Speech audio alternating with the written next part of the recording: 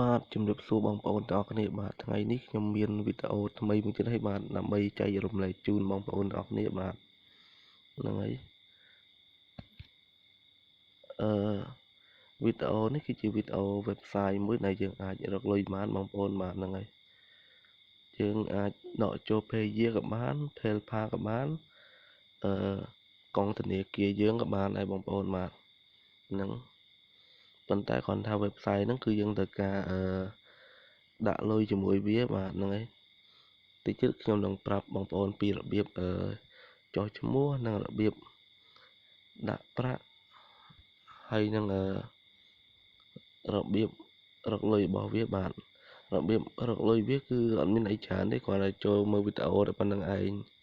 ហ្នឹងហើយក្នុងមួយវីដេអូគឺយើងទទួលបានច្រើនមិនទទួលបានតិចទេបាទមិនដូច website មុនទេហ្នឹងហើយគឺទទួលបានច្រើនក្នុងមួយវីដេអូរបស់វាបាទហ្នឹងហើយក្នុងការដែលខ្ញុំលើកយកវីដេអូនេះមកគឺខ្ញុំអត់ចង់បានអីច្រើនទេគោលបំណងខ្ញុំគឺចង់ឲ្យបងប្អូនរកលុយបានច្រើនហ្នឹងហើយឆាប់រកលុយបានឆាប់ដកចេញពីកាបូបលុយដែលយើងសន្សំហ្នឹងហើយឆាប់បានចាយប៉ុណ្្នឹងឯងបាទបងប្អូនហ្នឹងហើយគោលបំណងរបស់ខ្ញុំគឺមានតែប៉ុណ្្នឹងឯងបងប្អូនបាទហ្នឹងហើយមុននឹងចូលវីដេអូធ្វើការចុះឈ្មោះសូមមេត្តាបងប្អូនជួយចុច Subscribe Channel YouTube របស់ខ្ញុំម្នាក់មួយផងបងប្អូនបាទហ្នឹងហើយសុំតែម្នាក់មួយទេបងប្អូនបាទហ្នឹងហើយ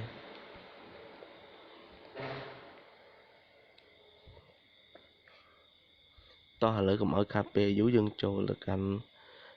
ការចុះឈ្មោះរបស់យើងតែម្ដងបាទ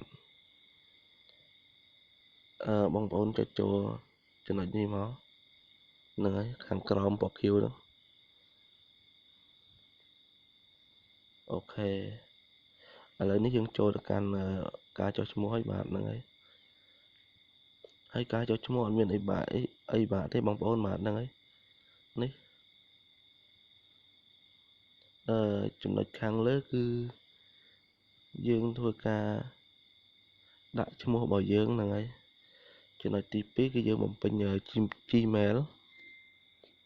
ចំណុចទី3គឺយើងបំពេញpassword បងប្អូនបាទហ្នឹងហើយ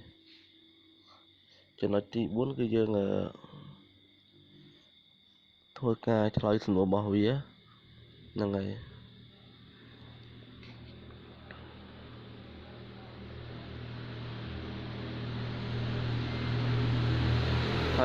ដល់ពេលបងប្អូនឆ្លើយសំណួរហើយបំពេញខាងលើអីអស់ហើយហ្នឹងគឺបងប្អូនចុចចូលមកត្រង់ចំណុចនេះមកដើម្បីចូលទៅកាន់ website នឹងតែម្ដងបងប្អូនបាទហ្នឹងហើយ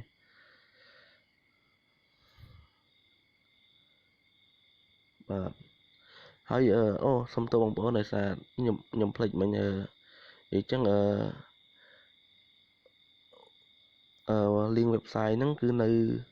ខាងក្រោមវីដេអូរបស់ខ្ញុំបងប្អូនបាទហ្នឹងហើយបងប្អូនចុចចូលទៅខាងក្រោមវីដេអូរបស់ខ្ញុំមាននៅក្នុងហ្នឹងបងប្អូនបាទហ្នឹងហើយកុំឲ្យថាបបាក់រក link បាទហ្នឹងហើយដោយសារតែ website នេះខ្ញុំចុះឈ្មោះរួចម្ដងហើយដល់ហើយវាឲ្យខ្ញុំចុះឈ្មោះមួយសារទៀតទេបងប្អូនបាទហ្នឹងហើយវាឲ្យខ្ញុំចុះឈ្មោះមួយសារទៀតទេតឥឡូវចូលទៅកាន់ login តែម្ដងបាទឥឡូវយើងចុចថយទៅវិញមក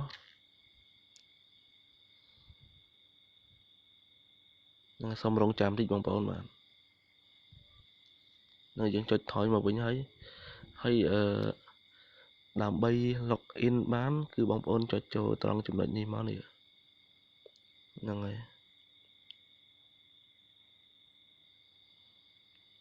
នេះចុចចូលត្រង់អត្តរេ3នេះមកនេះ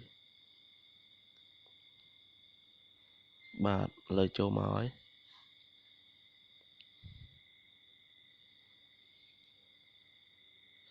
ហ្នឹងហើយ ហើយឥឡូវនេះយើងធ្វើការបំពេញGmail ហើយ password របស់យើងចូលនឹងមកនេះបងប្អូនដល់ពេលយើងចុះឈ្មោះហើយគឺវា website គឺវាយើងរក្សាទុកហើយយើងរក្សាទុកទៅស្នុកងាយស្រួលវាស្គាល់ website នឹង website វាស្គាល់ Gmail យើងស្រាប់តោះលើយើងចុចលើពាក្យបន្តនេះមកនេះហ្នឹងហើយអូខេហើយបន្ទាប់មកយើងចុចពាក្យថា login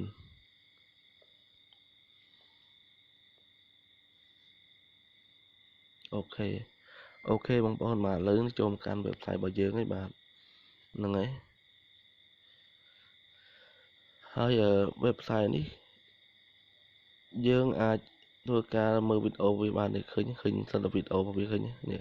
ច្រើនបងប្អូនបាទហើយក្នុងមួយវីដេអូទទួលបានច្រើនដែរមិនតិចទេបងប្អូនបាទមិនតិចទេបានច្រើនបាទហើយ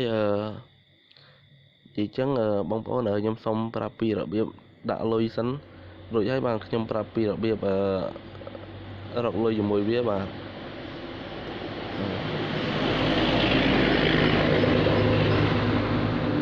ហ្នឹងហើយតោះឥឡូវបងប្អូនដើម្បីដាក់លុយបានគឺយើងចុចចូលកន្លែងនេះមកនេះហ្នឹង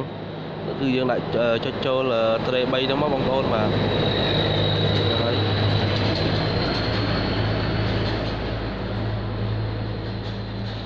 សូមអធិស្ឋានតិចបងប្អូនបាទដោយសារតែសម្លេងឡានខ្លាំងពេកបាទគេធ្វើគេផ្ទះខ្ញុំនៅចិត្តកាឋានគេដឹកដីបាទហ្នឹងហើយអធិស្ឋានតិចបងប្អូនបាទសុំទោសដើម្បីយើងដាក់លុយបានគឺបងប្អូនចុចចូលត្រង់ចំណុចនេះមកបងប្អូនបាទនេះហើយកន្លែងមានរូបការ៉េ3លើគ្នាហ្នឹងហើយយើងចុចលើហ្នឹងមកន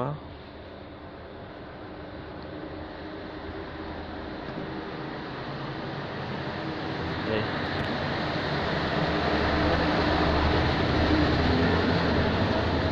អូខេឥឡូវនេះបងប្អូននេះបងប្អូនឃើញទេបាទ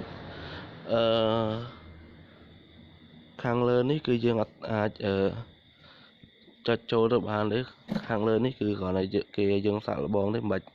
ចុចចូលកន្លែងនេះទេមិនបាច់ចុចទេបងប្អូនបាទ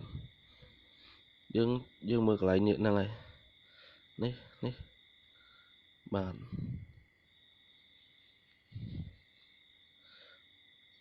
និយាយចឹងបងប្អូននេះបើបងប្អូនដាក់លុយនិយាយរួមទៅខ្ញុំចង់ឲ្យបងប្អូនដាក់លុយចូលបានត្រឹម$5ទៅបានហើយហ្នឹងហើយបានមកល្មមគាត់នឹងរកបាននេះដាក់ចំនួន$5ទៅបាទតែបើបងប្អូនចង់រកច្រើនជាងហ្នឹងចង់មើលវីដេអូច្រើនជាងហ្នឹងបងប្អូនចុចចូលអាកន្លែងនេះ$50ហ្នឹង$50វិញនេះឃើញលុយច្រើនហ្នឹងហើយនិយាយចឹងយើង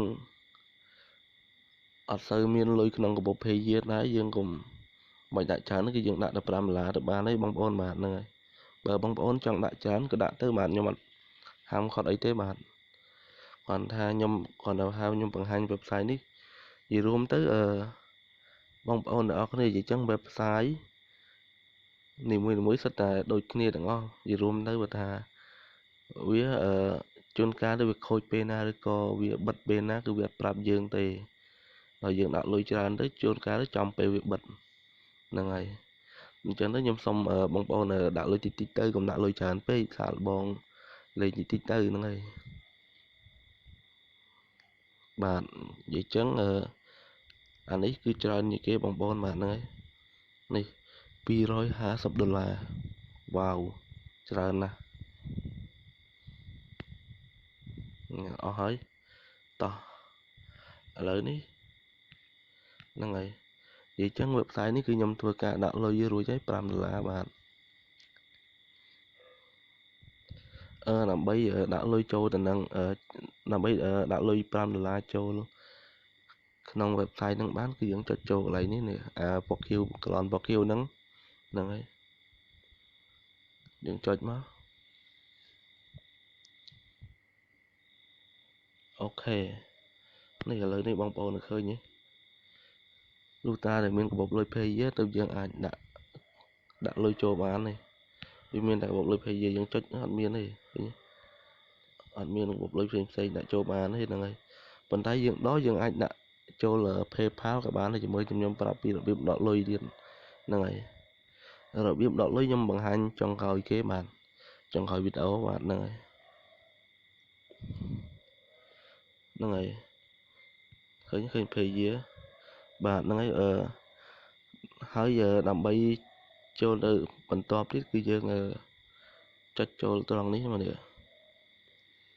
ហ្នឹងហើយយើងចុចចូលត្រង់នេះមកដើម្បីធ្វើការដាក់លុយចូលតែម្ដង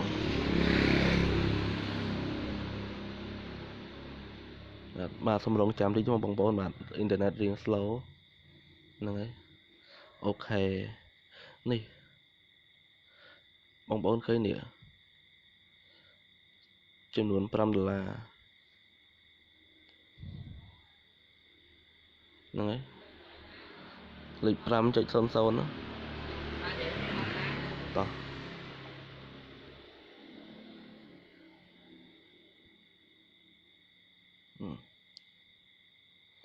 នេះដើម្បីយើង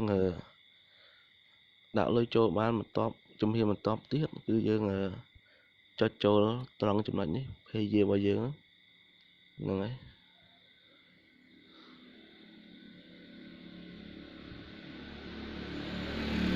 បាទឈប់ចាំផ្លែតមកវិញបាទចាំផ្លែតចេញវិញ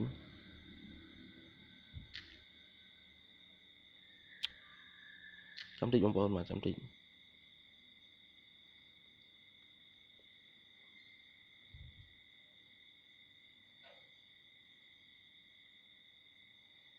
ហ្នឹងហើយមិញវាខនរៀង error បន្តិចបងប្អូនបាទហ្នឹងហើយសូមអធិស្ឋានបាទតោះឥឡូវយើងចុចចូលនេះមកហ្នឹងហើយរងចាំតិចបាទនេះ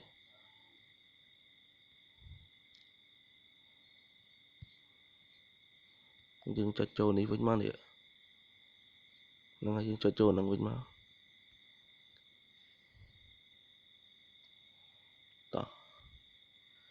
ឥឡូវយើងមើលនេះបន្តមកយើងចុចចូលកន្លែងនេះមកនេះហ្នឹងហើយ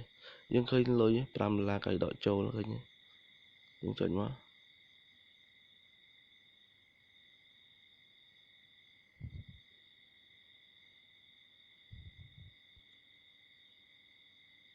យើងចេញវិញសិនមកជប់ចាំតិចយើងចុចចូលនេះវិញមកនេះ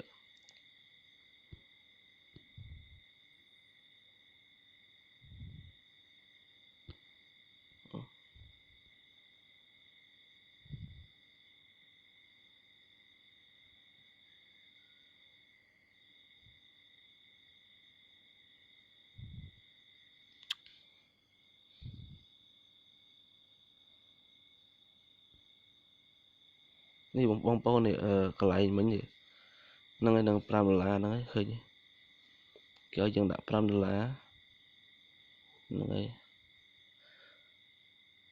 ហើយជំហានបន្ទាប់ទៀតគឺយើងបងប្អូនចុចចូលត្រង់ចំណុចនេះមកនេះកន្លងពណ៌ខៀវនេះដើម្បីបន្តទៅការ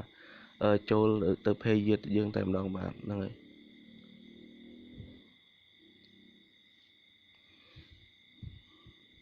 បាទបន្តមកបងប្អូនចុចត្រង់ចំណុចនេះមកនេះចុចចូលហ្នឹងមកនេះបងប្អូនឃើញយើងចុចលើនេះមកនេះចូលទៅកាន់ Pay យើងតែម្ដង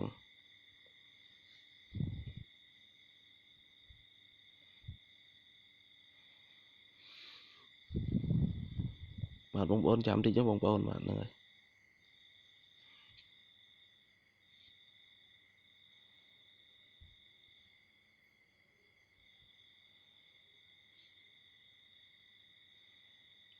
បាទ ខ្ញុំសុំដល់លេខកូដបាទហ្នឹងហើយរងចាំតិចបងប្អូនបាទឥឡូវនេះចូលហើយនេះគេឲ្យយើងបំពេញនេះគេឲ្យយើងដាក់$5នេះប៉ុន្តែដោយសារខ្ញុំធ្វើការដាក់រួចហើយបាទនេះចំនួន$5នេះយើងចុចចូល column box Q នេះហ្មងនេះដើម្បីដាក់លុយចូល website ហ្នឹងនេះ$5បងប្អូនបាទហ្នឹងហើយ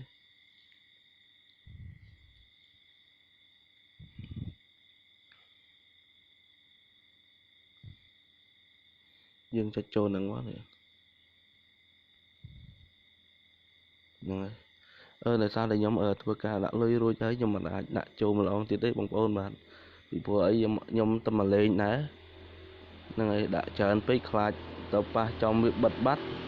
យើងពិបាកទៀតលុយរកអត់ចំណេញខាតវិញអញ្ចឹងណាបាទព្រោះយើងខំរកពី website សំទ្រាំ1សេន2សេនរំតបានចូលក្នុង page យើងយូរដែរនឹងកុំឲ្យខាត់យើងដាក់តិចទៅបាទហ្នឹងហើយ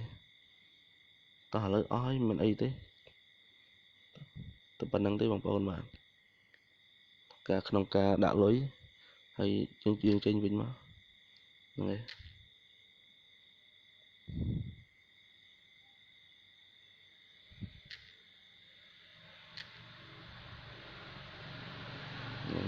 យើងចុចចេញវិញមកបាទហើយបន្តមកបងប្អូនចុចចូលត្រេ3របស់យើងវិញមកនេះចុចចូលត្រេ3នេះវិញមកនេះហ្នឹងហ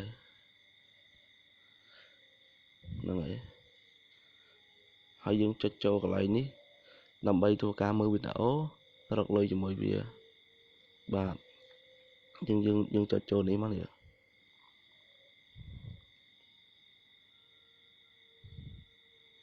បាទនិយាយចឹងបងប្អូនមិញខ្ញុំប្រាប់ពីរបៀបចោះឈ្មោះនិងរបៀបដាក់លុយចូលបាទឥឡូវនេះខ្ញុំមកប្រាប់ពីរបៀបរកលុយជាមួយវាហើយនឹងរបៀបដកលុយទៀតបាទឥឡូវនេះយើងចូលដល់របៀបរកលុយបាទហ្នឹងហើយចាំតិចសិនបងប្អូនបាទចាំតិចសិនបងប្អូនបាទហ្នឹងហើយហ្នឹងហើយដើម្បីរកលុយជាមួយបានគឺយើងចុចលើវីដេអូនេះមួយមកនេះខាងលើនេះមួយមកបាទហ្នឹងហើយជំរាបបន្តទៀតដើម្បីមើលវីដេអូហ្នឹងបានគឺយើងចុចលើ column box Q នេះមកនេះ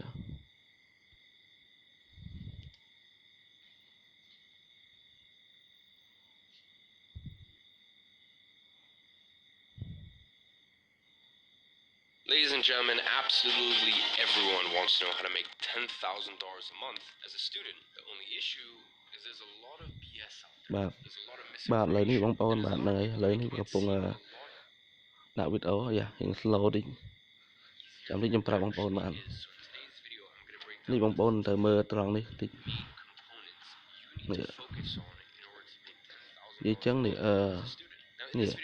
យើងរងចាំចំនួននាទីវាលោតចប់សិនចំនួននាទីដែលវាលោតចប់ហើយគឺវានឹងធ្វើការទូទាត់ឲ្យយើងតែម្ដងបងប្អូនបាទវានឹងធ្វើការទូទាត់លើគណនីយើងតែម្ដងហ្នឹងហើយចាំវាមើលវីដេអូចប់ដូចគេរួមទៅមកវីដេអូគឺ600វិនាទីក្នុងមួយវីដេអូគឺ600វិនាទីអញ្ចឹងវែងណាស់និយាយរួមទៅមកចប់វីដេអូហ្នឹងគឺវាធ្វើការទូទាត់ឲ្យយើងហើយបាទហ្នឹងហើយឥឡូវនេះយើងរងចាំសិនទៅយើងមើលវីដេអូឲ្យចប់សិនទៅបាទហ្នឹងហើយវីដេអូនេះគឺខ្ញុំអត់មានកាត់តទេបាទបងប្អូនបាទហ្នឹងហើយអត់មានកាត់តទេពីព្រោះអីខ្ញុំចង់បញ្យល់បងប្អូនឲ្យច្បាស់កុំឲ្យមានការផន់ច្រឡំបាទហ្នឹងហើយសូម្បីតែក្នុងរបៀបដកលុយមិញក៏ខ្ញុំអត់មានប្រាប់លាក់ទេខ្ញុំប្រាប់ទាំងអស់ហ្នឹងហើយវីដេអូដាក់លុយមិញហ្នឹងហើយ Vậy chứ không ai bong ôn là phân chỉ lắm thì lô bạn lười bạn ấy thôi và bà tôi nhóm tiền là ngày lấy nó dương rong trăm video chọc thân tới bong ôn mà ập du đi mơ mà video chọc thân tới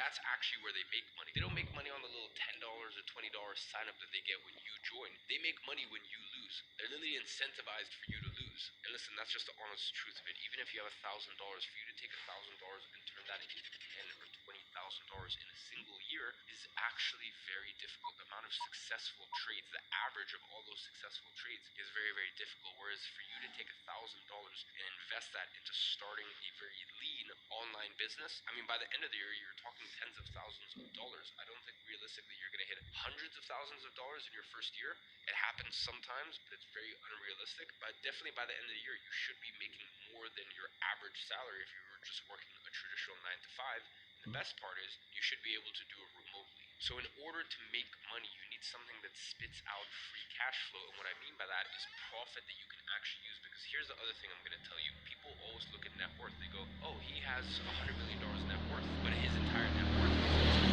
and he can't take out money out of his company because he may have investors or this or that. Or you have certain people, for example, a lot of people in the property game where they have a lot of money, their portfolio is worth a lot, but they're not very cash rich. They don't actually have a lot of cash laying around. They're wealthy, but their money is tied up in places, and that's not the place that you want to be at when you're first starting a business. So a lot of businesses, like for example, building a proper e-commerce brand, and by the way, when I say proper e-commerce brand, once again, I'm speaking from experience. I've had an eyewear company for a few years, and the thing is, the packaging, everything is beautiful. We've got this beautiful black velvet finish on the inside. So this business is okay. It's my smallest business. It makes around chia sẻ bong ôn bạn để sao tại video này riêng với bạn đang ngày ở đây thế bong ôn rong trăm anh tích bán đấy bạn đang nhầm chẳng ở pra bong ôn ở ba lo một chẳng cắt to đấy bạn đang ấy ở bong ôn mời vô cầm ở bà che cho và đang ấy cầm ở bà bong ôn là sốc chất chùm này bên mơ đi tới bạn đang ấy anh chia sẻ nó bong ôn á đang ấy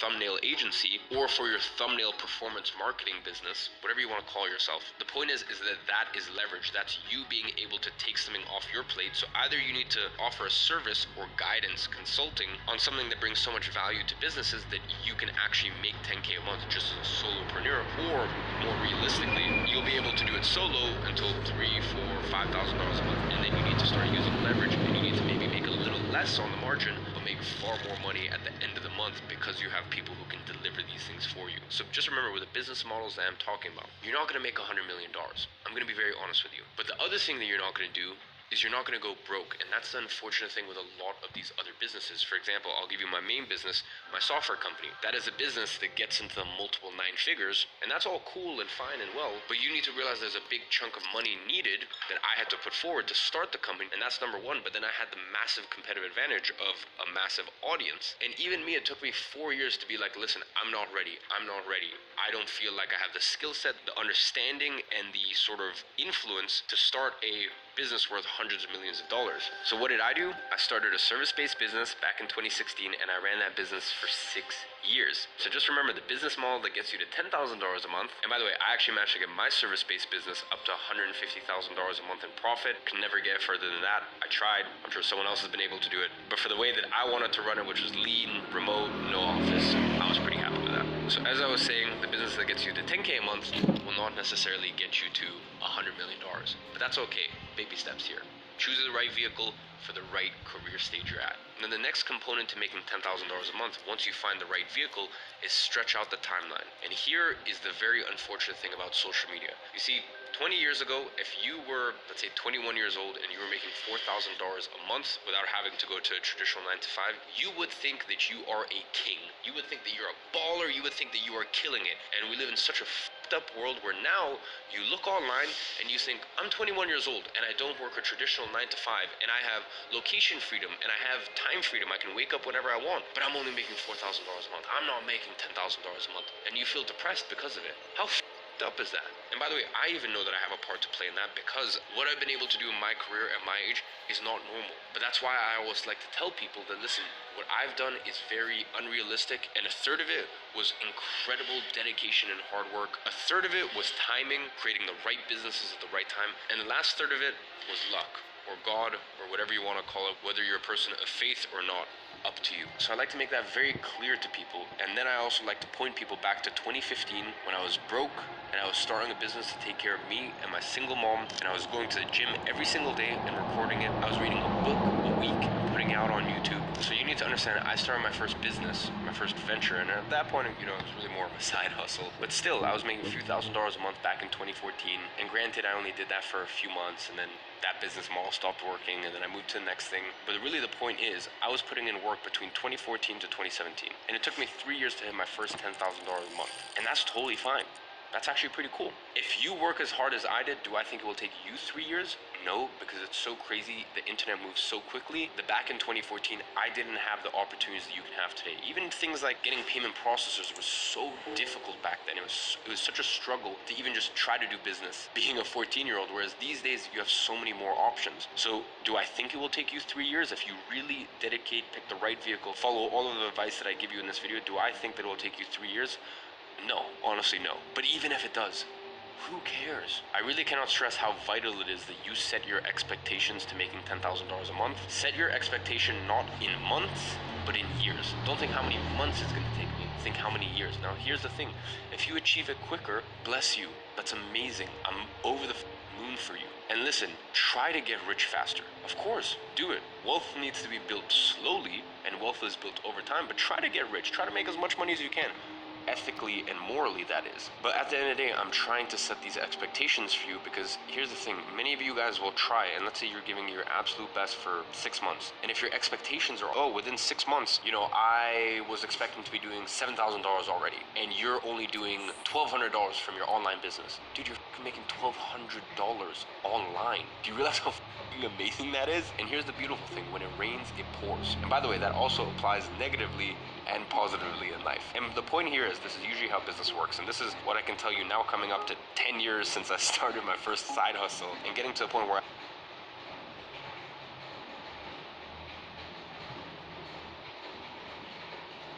Okay បាទបងប្អូនបាទឥឡូវនេះវីដេអូនេះចប់ហើយបាទហ្នឹងហើយបាទហ្នឹងហើយតោះអធិស្ឋានណាបងប្អូនណាហ្នឹងហើយកុំខឹងបាទថាខឹងចុះខ្ញុំអត់ដឹងធ្វើម៉េចដែរខ្ញុំប្រាប់បងប្អូនរសារអត់ចង់ឲ្យបងប្អូនខាត់បងថវិកាទេបងប្អូនបាទរសារយើងខំចំណាយពេលយូរទៅបាន1សេន2សេនហ្នឹងហើយខ្ញុំអត់ចង់ឲ្យអញ្ចឹងបាទហ្នឹងហើយជាស្រ័យបងប្អូនបាទហ្នឹងហើយតោះឥឡូវកុំឲ្យខាត់ពេលយូរយើងដើម្បីឃើញលុយនៅក្នុងដែលយើងមើលវីដេអូមិញហ្នឹងយើងចុចចូលមកកន្លែងត្រេ3ដដែលមកនេះយើងចុចចូលមកត្រេ3ហ្នឹងមកអូខេបន្តមកបងប្អូននេះឃើញនេះបងប្អូនឃើញឡូតទេនេះឃើញ$3.75សេន ឃើញវាបានច្រើនបងប្អូនបាទហ្នឹងហើយ website យើងលេងរហដងគឺបាន1សេន2សេនទេក្នុងមួយវីដេអូហ្នឹងហើយអត់ឥឡូវនេះបងប្អូនមើលបាទ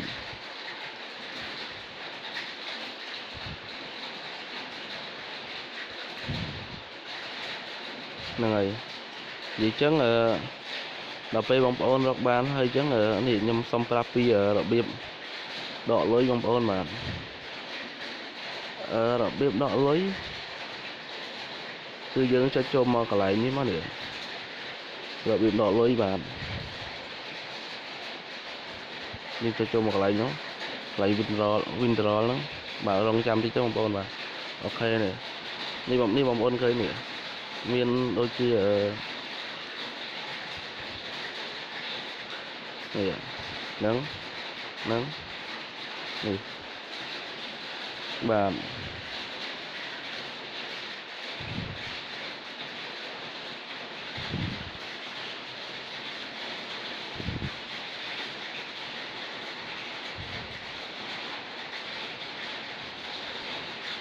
ពេញច្រើនមាន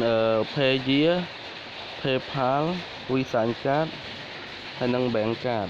ហ្នឹងហើយអូខេបាទឧទាហរណ៍ថាបងប្អូនចង់ដកចូល Payeer នេះចង់ដកចូល Payeer បងប្អូនចុចលើ Payeer ហ្នឹងទៅវាលោតនៅខាងក្រោមរបស់យើងហើយបាទនេះឃើញទេជុំនេះបងប្អូនឃើញនេះ Payeer នេះគេឲ្យយើងយកលេខកូដរបស់យើងយកមកដាក់ចូលហ្នឹងមកចំណែក PayPal គឺ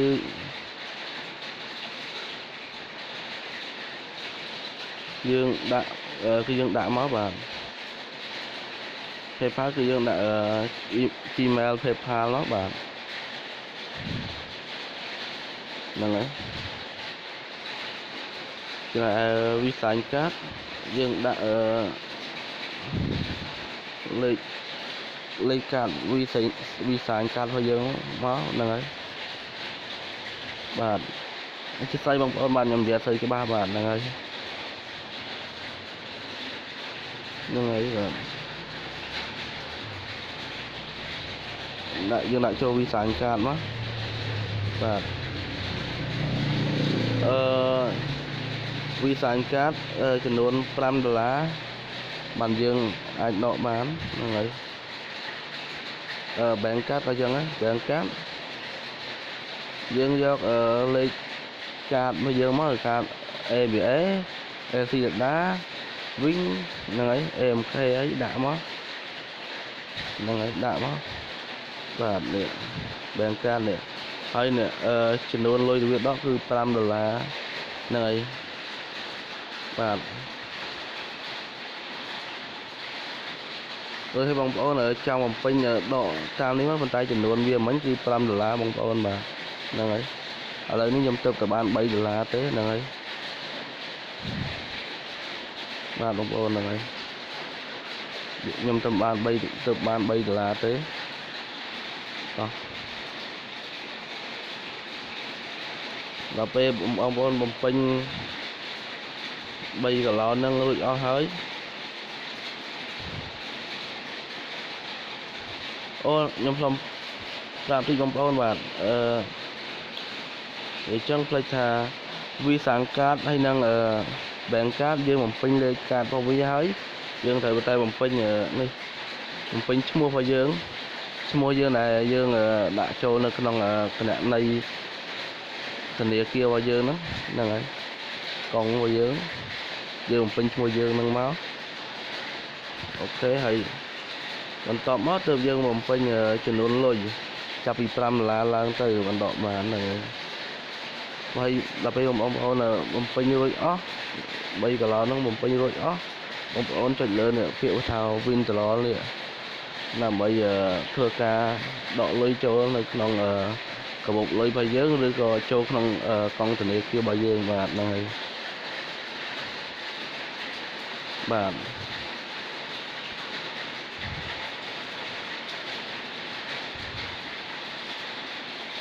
ហ្នឹងហើយ